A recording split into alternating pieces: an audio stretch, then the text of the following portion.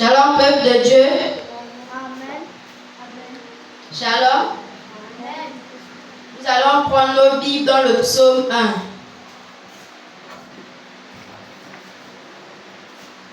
Heureux l'homme qui ne marche pas selon les conseils des méchants, qui ne s'arrête pas sur la voie des pécheurs, et qui ne s'assied pas en compagnie des moqueurs, mais qui trouve son plaisir dans la loi de l'Éternel et la médite jour et nuit. Il est comme un arbre planté près d'un courant d'eau, qui donne son fruit en sa saison, et dont le feuillage ne se flétrit point, et tout ce qu'il fait lui réussit.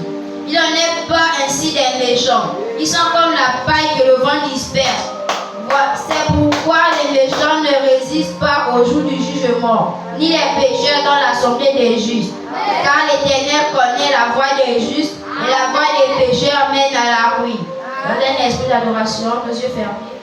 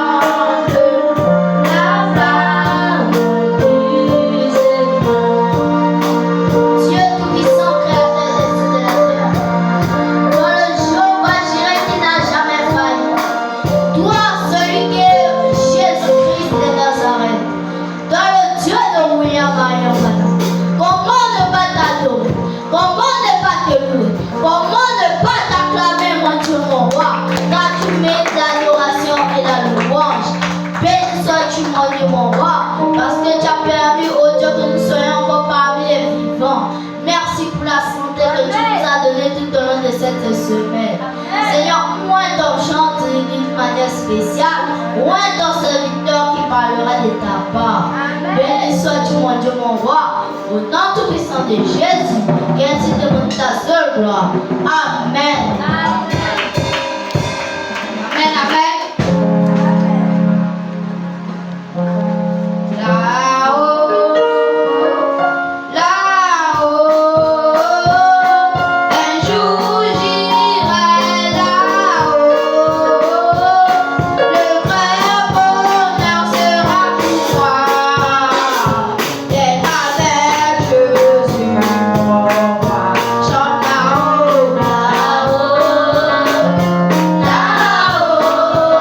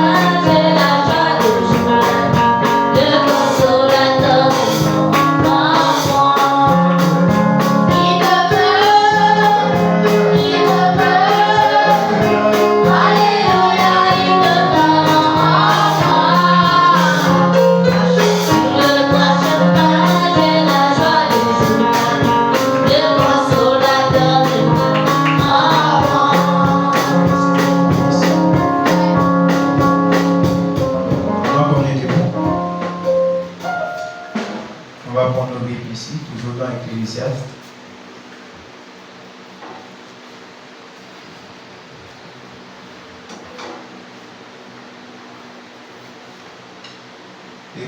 Ecclésiaste chapitre 12, on a commencé.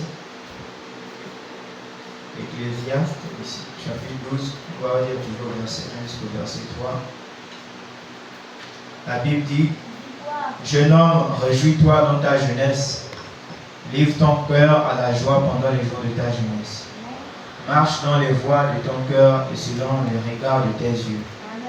Et sache que pour tout cela, Dieu t'appellera en jugement. Bannis de ton cœur le chagrin et éloigne le mal de ton corps, car la jeunesse et l'aurore sont vanité. Mais souviens-toi de ton Créateur pendant les jours de ta jeunesse, avant que les jours mauvais arrivent et que les années s'approchent où tu diras: je n'y prends point plaisir. Que Dieu bénisse sa parole. Nous nous asseoir.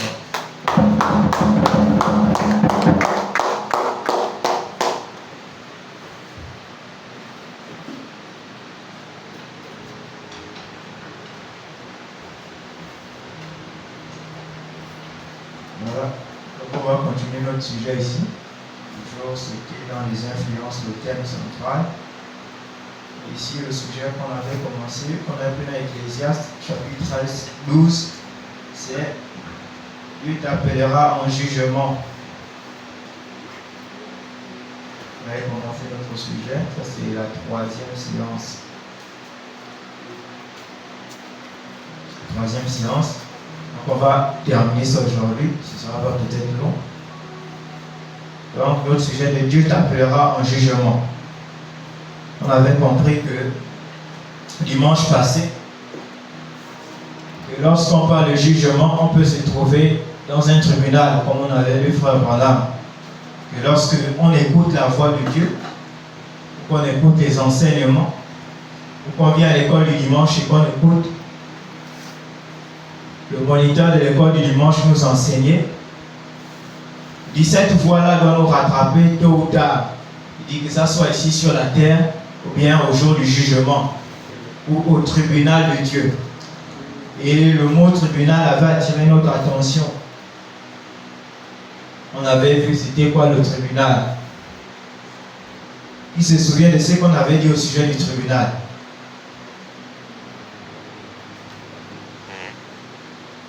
Qui se souvient de ce qu'on avait vu au sujet du tribunal? Oui, Lise.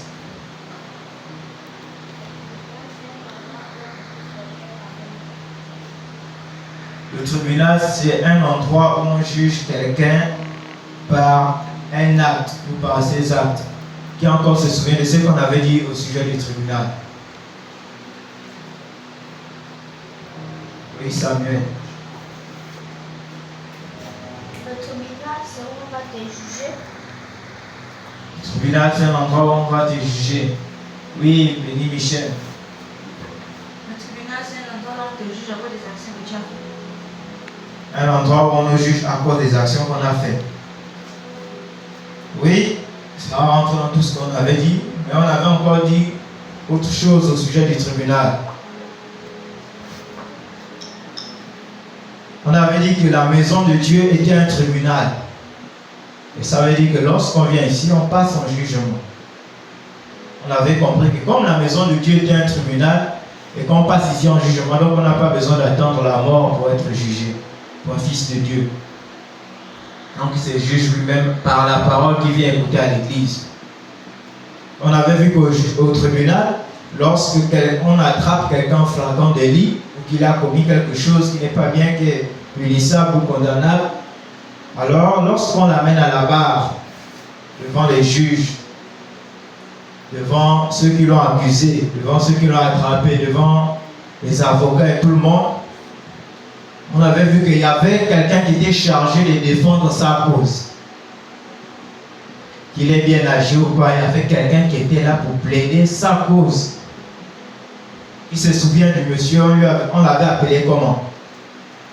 Celui qui défend la cause de l'accusé. On l'a appelé l'avocat. On l'avait appelé l'avocat. Donc celui qui plaide la cause de celui qu'on accuse, à cause de l'acte qu'il a posé, s'appelle l'avocat. Et on avait compris que pour que l'avocat puisse correctement prendre sa défense, ou puisse correctement être de son côté, ou prendre presque sa place, il fallait que le monsieur qu'on accuse ait complètement tout confessé. Donc il n'a rien caché à son avocat. Et on avait vu que le meilleur avocat qu'on ait, c'est le Saint-Esprit. Et on comprend donc qu'avec, si notre avocat c'est le Saint-Esprit, alors rien ne lui est caché. Et que lorsqu'on nous enseigne, si on a fait quelque chose, il y a quelqu'un qui peut plaider pour nous auprès de Dieu, ou qui peut prier pour nous. On avait dit on partait voir les ministres ou le pasteur. Donc ne rien cacher. Donc c'était celui-là l'avocat. Et il y avait quelqu'un aussi qui était là comme juge, qui devait lire la sentence. Donc on va continuer notre sujet ici ce matin. Toujours dans Dieu t'appellera en jugement. Et on va prendre un petit exemple que vous connaissez déjà. Au sujet du jeune homme riche, lorsqu'on avait abordé le sujet l'essentiel, on avait vu un jeune homme qui avait vu Jésus passer. Chaque jour de sa vie, il cherchait à rencontrer Jésus. C'était le jeune homme riche. Alors ce jour-là, lorsque Jésus est passé, peut-être près de lui, il a couru après lui et il est tombé à genoux. Il a dit, bon maître, que faut-il que je puisse faire pour avoir la vie éternelle? Jésus lui a dit, pourquoi m'appelles-tu bon? Le seul qui est bon, c'est Dieu. Après, Jésus s'est intéressé à sa question. Que pour avoir la vie éternelle, il a dit, va et observe tous les 10 commandements de Moïse. Le jeune homme riche a répondu que j'observe ça depuis ma jeunesse, depuis que je suis enfant, j'observe ça. Mais il savait qu'il lui manquait quelque chose. Et ce jeune homme-là, il était riche. Après, le prophète nous enseigne que plus tard dans sa vie, il est devenu encore plus riche. Et à côté de lui, il y avait aussi un autre qu'on appelait Lazare, qui était pauvre, qui n'avait pas les grands biens comme lui. La Bible nous dit que chaque jour, ou chaque fois que le jeune homme riche mangeait chez lui, le pauvre Lazare partait dans sa maison. Et il partait ramasser seulement les miettes qui tombaient de la table du jeune homme riche. Mais lorsqu'il sortait de là, il savait que mercredi, moi je pars à l'église. Le pauvre Lazare partait à l'église. Le vendredi, il partait à l'église. Le dimanche, il partait à l'église. Il observait les commandements. Il observait les enseignements de l'école du dimanche. Il observait ce qu'on lui enseignait, ce qu'on lui prêchait. Il vivait ça. De l'autre côté, il y avait toujours le jeune homme riche qui se contentait de tout ce qu'il avait, vu qu'il avait déjà rejeté le Seigneur Jésus. Parce qu'il avait tous les biens de ce monde. Il avait l'argent, il avait les grandes choses, il avait les grands habits, il avait les grands téléphones, il avait les grands ordinateurs. Il avait tout ce qu'on peut avoir les grands dans ce monde. Alors, Frère Branham nous enseigne qu'un jour, le pauvre Lazare est encore allé un soir et le jeune homme riche organisait une fête. Il devait fêter toute la nuit. Il avait invité ses amis, sa famille, tout le monde, il avait invité pour faire la fête avec lui. Toute la nuit. Alors que Frère Branham nous enseigne qu'au lieu d'être là dans une fête, vous devez être quelque part à genoux en train de prier. Ou en train de lire votre Bible. Mais vous voyez que quelqu'un peut passer toute une soirée à une fête d'anniversaire. Il ne va pas se fatiguer de danser. Il ne va pas se fatiguer d'écouter la musique. Il ne va pas se fatiguer de discuter avec les autres au sujet de la fête et de tout ce qui se passe. Mais quant à lire la Bible, tout de suite, quand il commence à lire, il a sommeil, il est fatigué. Parce qu'on n'arrive pas à lire la Bible. Ouais. Mais quand tu as prendre tout le temps dans une fête d'anniversaire, quelqu'un peut être là.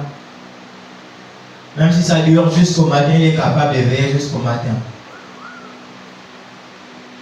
Donc il avait invité ses amis pour faire la fête.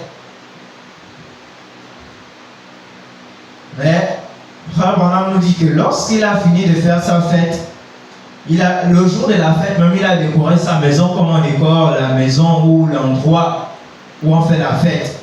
Il a fait un beau décor. Le Frère Branham nous dit que ce jour-là, lorsqu'il a fini de faire la fête et qu'il était ivre, il avait beaucoup bu. Quand il est allé dormir, quand il s'est réveillé, le Frère Branham dit que le décor avait changé. Qu'est-ce que ça veut dire? L'endroit où il était allé dormir était bien décoré. Peut-être c'était la nuit, peut-être il avait arrêté la fête à 1h du matin, à 2h. Il dit, mais quand il s'est réveillé le matin, l'endroit avait changé. Il n'était plus sur la terre. Alors on dit que ce soir-là, le jeune homme riche est décédé. Il s'est retrouvé de l'autre côté. Je vous disais la dernière fois que lorsqu'on parle par exemple de la mort, tout de suite ce qui vient dans notre pensée, c'est que non, ce sont les vieux qui meurent. Les jeunes ne peuvent pas mourir parce qu'on est encore fort. Parce qu'on se lève chaque matin. Parce qu'on n'est pas malade. Mais est-ce que c'est la maladie qui tue les gens? Est-ce que c'est la maladie qui tue forcément les gens? Il y a des gens en bonne santé qui meurent tous les jours. Ça veut dire qu'ils ne s'attendaient même pas. Peut-être qu'il est allé même le matin à la salle de sport, faire le sport. Il n'a même pas senti les choses qui bloquaient à son cœur. Il respirait bien. Il a pu soulever tout ce qu'il a eu là-bas. Il a pu faire ses pompes. Et il s'est senti très fort. Mais en sortant de la salle de sport, quand il a voulu traverser la route, une voiture qui l'a fauché. Et tout de suite, il change de dimension. Il change de monde. Il se retrouve à un endroit, il se retrouve dans un endroit où sa propre vie doit l'envoyer. Donc le jeune homme riche avait fait. Il était en forme, il n'était pas malade. Il avait bien fêté, il était content.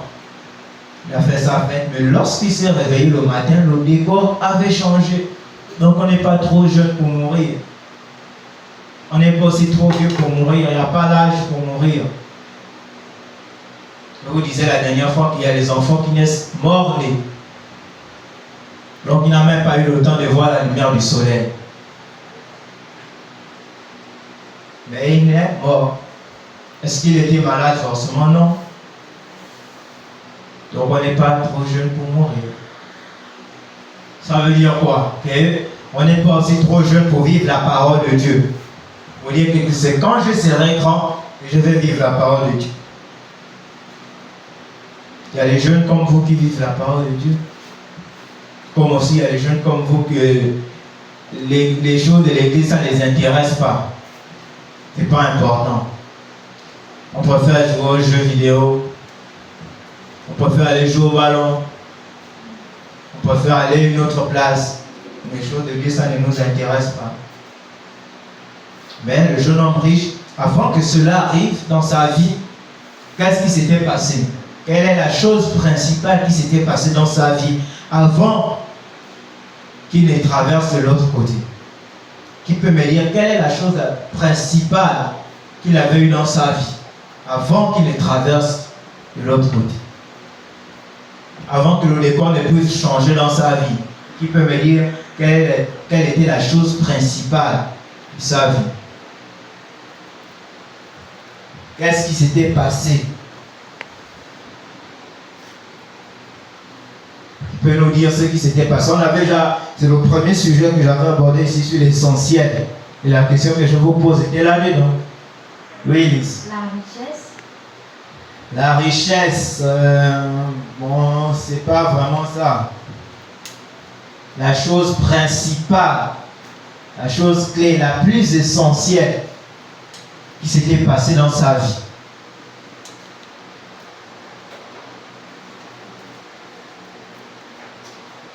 Qui peut me dire quelle est la chose la plus essentielle qui s'est passée dans sa vie?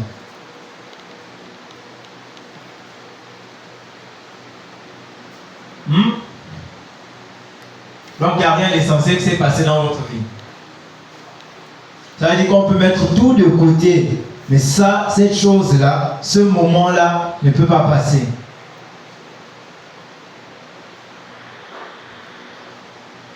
C'est la même chose qui s'était passée dans la vie du jeune homme riche. Si vous ne répondez pas, c'est que ça, c'est pas produit dans votre vie.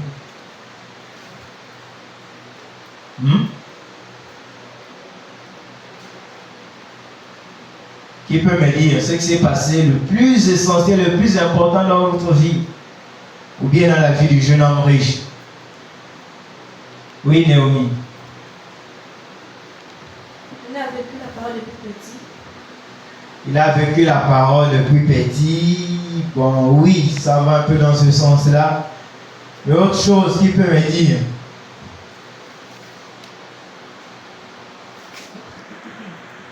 Oui, chancelière. Il a reçu le Saint-Esprit. Il avait reçu le Saint-Esprit. Non. Qui peut me dire? Oui, Josué. Il a vu Dieu. Il a vu Dieu. Presque. Oui.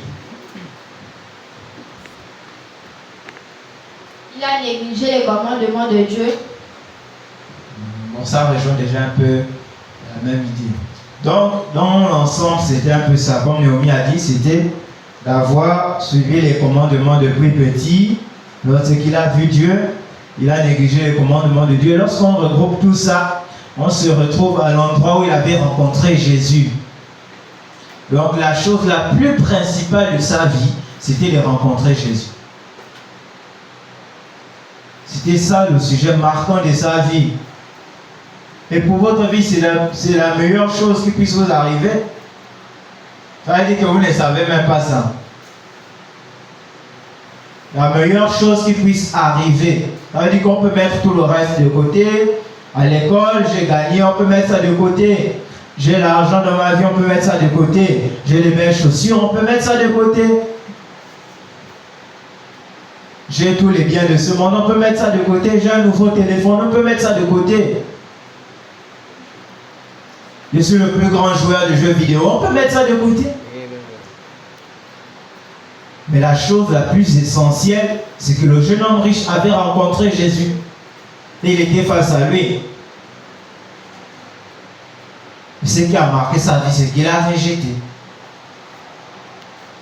Il avait rejeté Jésus. Donc tout ce qui suivait après là, c'était terminé. C'est-à-dire qu'avant et après, tout ça ne comptait plus. Quand il avait rejeté Jésus, tout ce qu'il pouvait faire après là, c'était que vanité. C'est pourquoi on a lu ici dans Ecclésiaste 12 que la jeunesse et l'aurore ne sont que vanité. Donc la force, les biens, tout ce qu'il pouvait gagner après qu'il avait rejeté Jésus, après qu'il avait tourné le dos à Jésus, tout ça ne comptait plus. Donc vous pouvez avoir tout dans ce monde, c'est une bonne chose. Vous pouvez avoir l'argent, vous pouvez être des grandes personnes.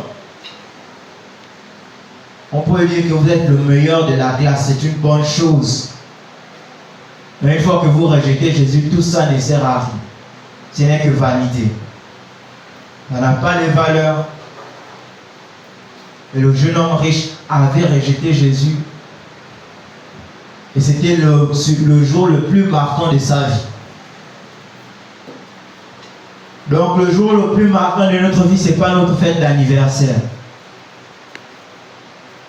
Parce que quand le jour d'anniversaire vient, on veut que les gens fournissent le plus grand effort pour nous. On veut que les gens se dépensent pour nous. On veut que les gens viennent nous souhaiter un joyeux anniversaire. Mais combien de personnes se réveillent le matin disant que il faut que le moniteur de l'école du dimanche arrive toi à l'église. Parce que j'ai envie d'écouter la parole de Dieu. Et quand c'est le jour de l'anniversaire, de ton anniversaire, tu attends à ce que les gens te souhaitent un joyeux anniversaire. Si on ne le fait pas, les gens sont mauvais. Parce qu'on se dit que le jour le plus marquant de notre vie, c'est lorsqu'on fête notre anniversaire. Ou bien c'est le jour où nous sommes nés. Alors que le jour le plus marquant de notre vie, c'est chaque fois qu'on vient s'asseoir à l'école du dimanche et qu'on nous prêche la parole. Il n'y a pas de meilleure vie que ça. Même si vous êtes à l'école, quelqu'un peut te faire du mal. Quelqu'un peut t'attrister.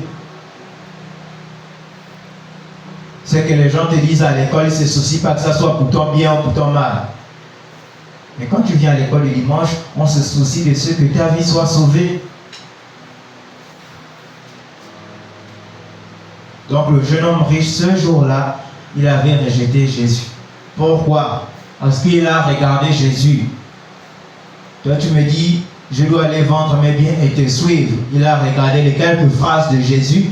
Et il a regardé toutes les richesses et l'argent qu'il avait emmagasiné pendant sa vie. Il a dit non. Il a pris sa balance à lui. Il a pris les phrases de Jésus, il a déposé. Il a pris toutes ses richesses, il a déposé. Avec sa balance à lui, ses richesses pesaient plus que ce que Jésus avait dit. Donc pour lui, c'était plus important. Amen. Ce que Jésus lui avait dit que viens, suis-moi, ça ne comptait pas. Et nous aussi, il nous arrive la même chose dans notre vie. On prend ce qu'on nous enseigne à l'école du dimanche, on met sur notre balance et on prend notre propre choix, notre propre volonté, ce que notre cœur nous dit de faire. On met sur la balance. Et il arrive que d'autres disent que non, ce qu'on nous dit à l'école du dimanche, ce n'est pas beaucoup important. Si moi quelqu'un me gifle, je ne vois pas pourquoi je ne vais pas lui rendre. Si quelqu'un m'insulte, moi je lui réponds. Si quelqu'un me gronde pendant que je suis en erreur, je me fâche. Vous voyez? Donc on prend ce qu'on nous enseigne à l'école dimanche, on met sur la balance, on prend ce que nous on pense, après on met à côté, et on dit que non, nous on a plus raison que la parole de Dieu. Le frère Abraham nous a dit quoi? Que cette voix que vous écoutez, et que les ministres ou les moniteurs de l'école du dimanche sont responsables de vous faire entendre. Il dit, cette voix-là vous rattrapera. Je vous parlais la fois dernière de cet écran. C'est une réalité, frère, on a parlé ça. Toute notre vie va défiler comme ça. Donc le jeune homme riche, lorsqu'il a rejeté Jésus, il a continué sa route. Il a regardé Jésus. Il a dit, non, ce que tu me dis là, je ne peux pas faire ça. Il a tourné le dos. Pour lui-même, ça l'avait attristé qu'on lui prêche la parole de Dieu. Qu'on lui dise de laisser ses richesses. Qu'on lui dise d'arrêter de se fâcher. Ça l'avait attristé. Donc, quand on réprimande quelqu'un, qu'on vous gronde de ne pas agir mal, ça vous attriste. Alors que ça doit vous faire du bien. Alors, pour lui, ça l'avait attristé. On voit que quand on vient, on vous présente la parole de Dieu, que vous êtes en erreur, et quelqu'un vient vous reprendre, vous vous fâchez, vous êtes en train de faire comme le jeune homme riche, vous vous attristez pour votre bonne cause, parce que lui il avait fait ça. Jésus lui a dit, viens et suis-moi, va vendre tout ce que tu as, distribué aux pauvres. Il a regardé ça, il dit, comment Jésus peut me dire une chose pareille? Il s'est attristé. Donc vous venez de faire une erreur, le frère Asra vient vous dire que là vous avez mal agi, ce n'est pas bien. Vous devez aller demander pardon. Vous vous attristez. Mais comment le frère Asra peut me dire une chose pareille? Vous voyez?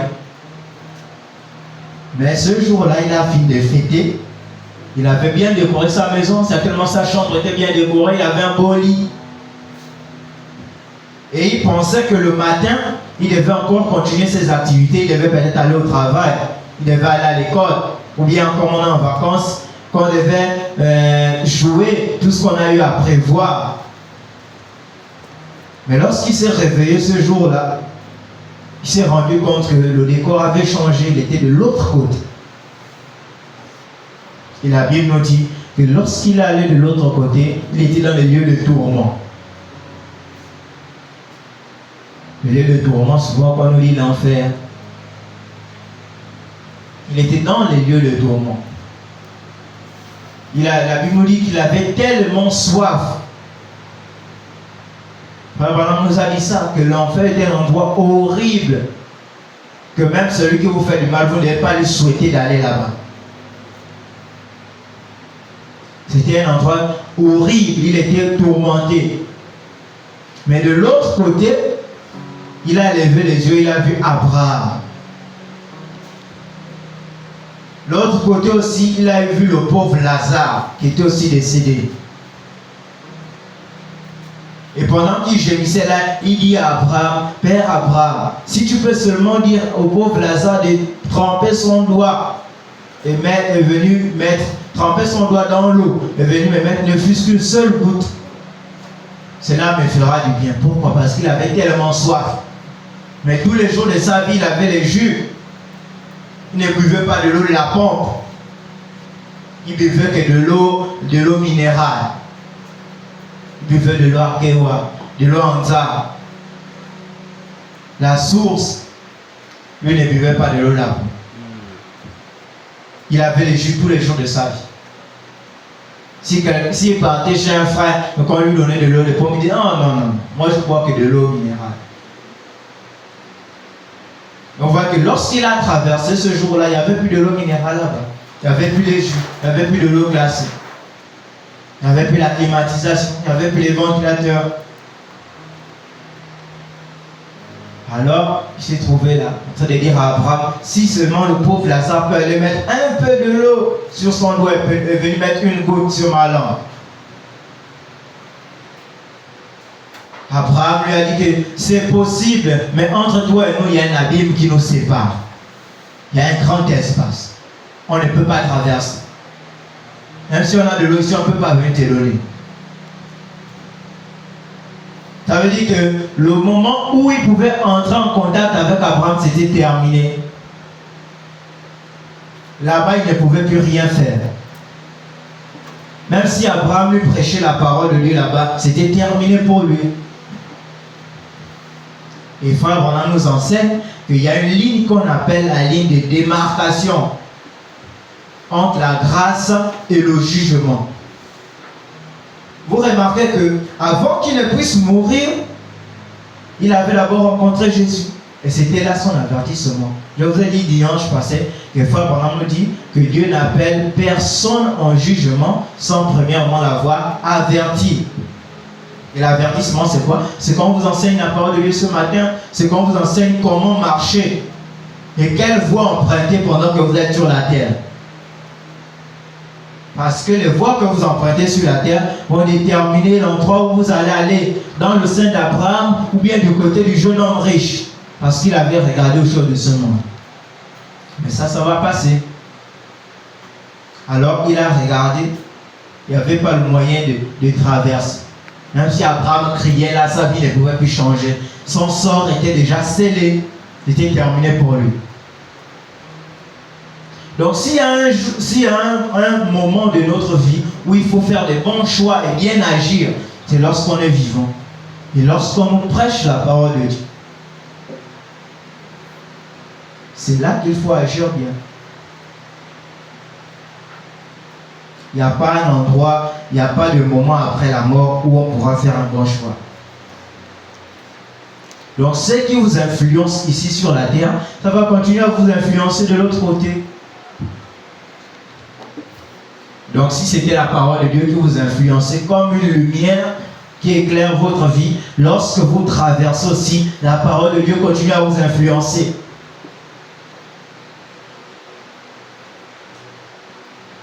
Il y a des gens qui ne sont même pas influencés par la vie de quelqu'un. Vous savez que le frère là à l'église, c'est un vrai chrétien. La soeur qui est là-bas, c'est une vraie chrétienne. Il y a des gens que la vie que le frère là mène, ça ne lui dit rien. La vie qui le blase, ou qui l'étonne, ou que lui veut imiter, c'est ce qu'il voit à la télé. Amen. Les bons acteurs de cinéma. Il veut être un Jet Li, il veut être un Rambo, il veut être un vrai acteur, elle veut être Ladybug, l'autre veut être un chat noir. C'est ça là que vous voulez imiter. Alors qu'on imite ce qui est bien. Donc, on n'est pas trop jeune pour mourir. L'heure est déjà loin. On va lire quelque chose ici. Vous aimez ce que Frère Branham dit? Voilà. faut noter ça, c'est dans les 70 semaines de Daniel. Le sujet, le thème, c'est les 70 semaines de Daniel. Dans les 6 buts de la visite de Gabriel à Daniel. Les 6 buts de la visite de Gabriel à Daniel. On va lire quelque chose dedans. Les 6 buts de la visite de Gabriel à Daniel. Ça a été prêché le 30 juillet 1961. Paragraphe 144 et 145. Les 6 buts de la visite de Gabriel à Daniel. Le 30 juillet 61. Voilà, qui peut nous lire ça? Bien. Josué. Tu lis d'abord le paragraphe 144. Le paragraphe 144 dit: Jeune fille, tu es une jolie fillette. En ce moment, tu as de beaux cheveux. Tu as de petits joues roses. Mais tu sais, pas plus tard que demain, elles faneront. Qui sait si la semaine prochaine, la vermine ne sera pas en train de ronger ses belles petites joues roses dans la terre.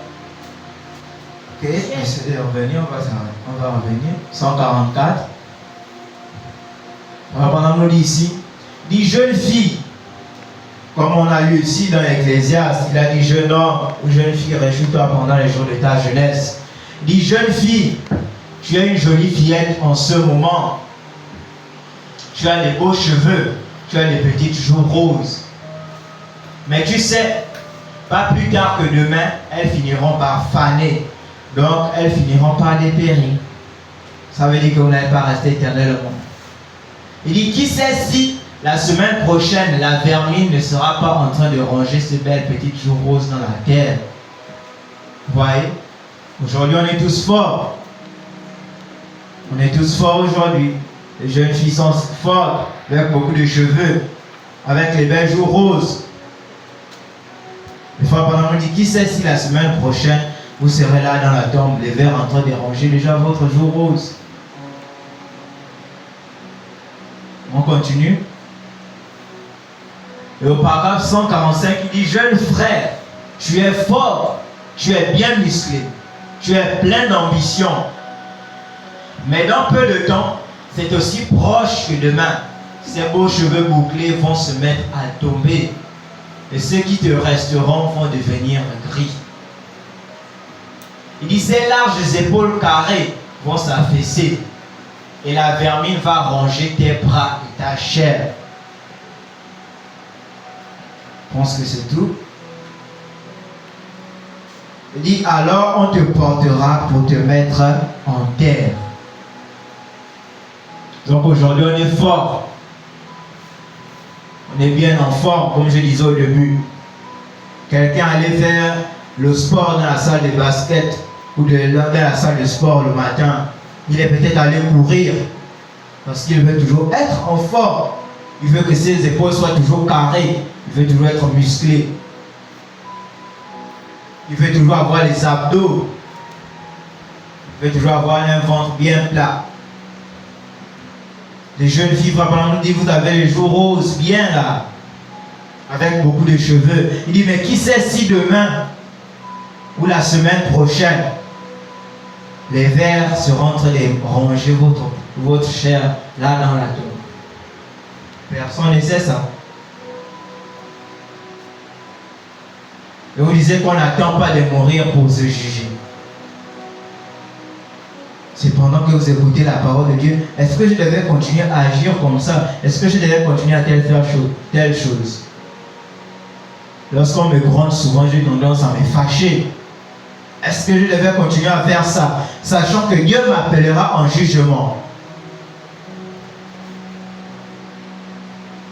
Je vous disais la semaine prochaine qu'on n'essaie pas de vous faire peur. Mais on met la crainte de Dieu dans votre cœur. Parce que quand on craint Dieu, on respecte la parole de Dieu. On va terminer ici avec Hébreux chapitre 2.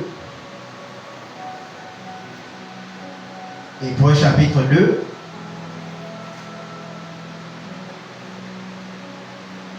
Hébreux chapitre 2, on va prendre le verset 1 jusqu'à 3.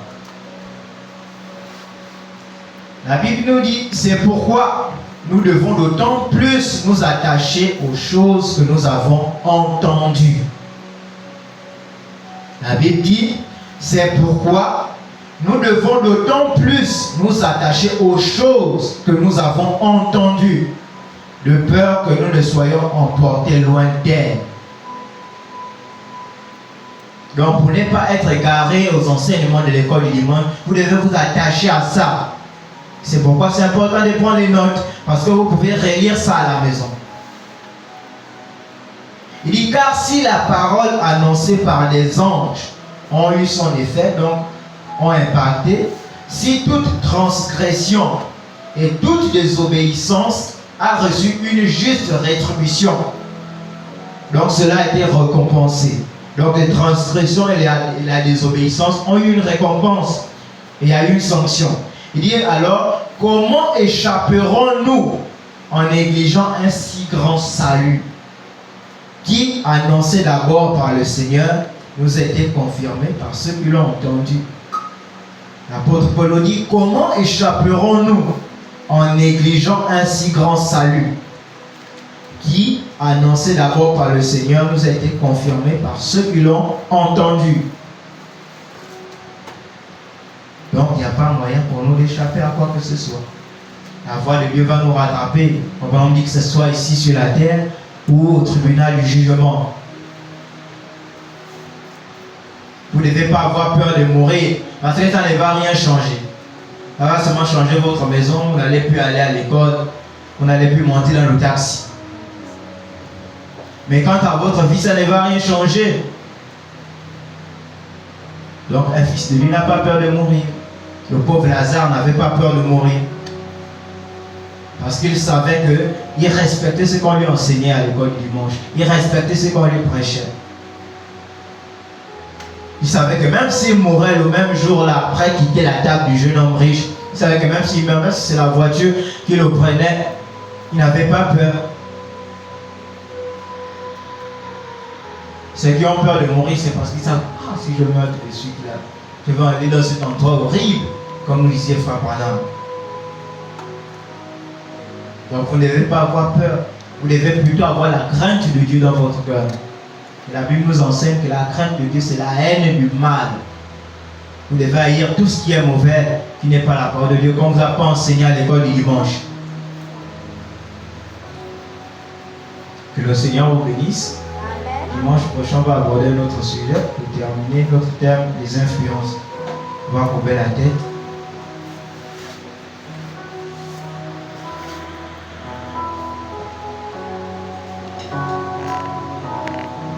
Seigneur Jésus-Christ, notre Dieu, nous te bénissons et te rendons grâce ce matin. Amen. Merci pour la vie, la santé, la force. Merci de l'avoir conduit dans ta maison. Alors que nous nous recommandons à ta grâce et entre tes mains. Tout ce qui a été dit, Seigneur Jésus, t'aider ta voix, Seigneur, ce matin. Laisse que cela puisse être une véritable vie dans la vie de chacun de nous. Que nous puissions mettre cela à la lettre et appliquer cela et respecter cela, Seigneur Jésus. Nous pouvons avoir tous les biens de ce monde, mais nous savons que tout cela va rester un jour, Seigneur Jésus. Et il y a quelque chose au fond de nous qui s'appelle une âme qui écoute la parole de Dieu. Elle vit de la parole de Dieu. Je te recommande ces enfants entre tes mains, Seigneur Jésus. Souviens-toi de chacun d'eux, chacune d'elles, Seigneur Jésus. Laisse que la parole entre dans leur cœur. Peu importe les influences de ce monde, Seigneur Jésus, et les mauvaises compagnies, Seigneur. Que ta parole puisse avoir le dessus et raison d'eux, Seigneur Jésus. Je te les recommande à ta grâce. Sois leur bouclier, leur protecteur, leur rocher. Sois leur force et leur soutien encore durant cette semaine. Veille sur chacun de nous. Éloigne toute insécurité, tout danger, alors que nous nous recommandons à ta grâce dans le nom de Jésus-Christ. Amen. Le frère va chanter pour ramasser les offrandes et sortir.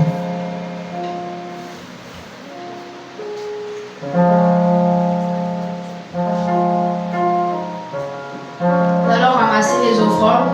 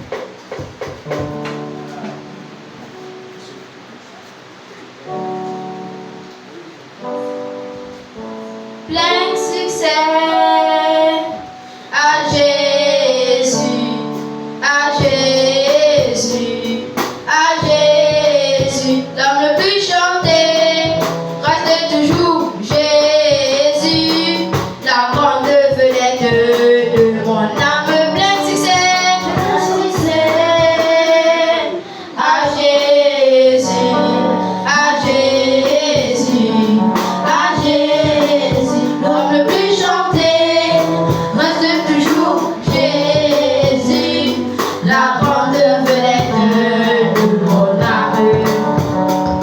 Son nom est comme la manne, elle ne pourrit jamais, alors que notre nom qui périsse dans l'histoire. Mais le nom de Jésus garde toutes ses vertus, de l'Antiquité au Moyen-Âge jusqu'à ce soir.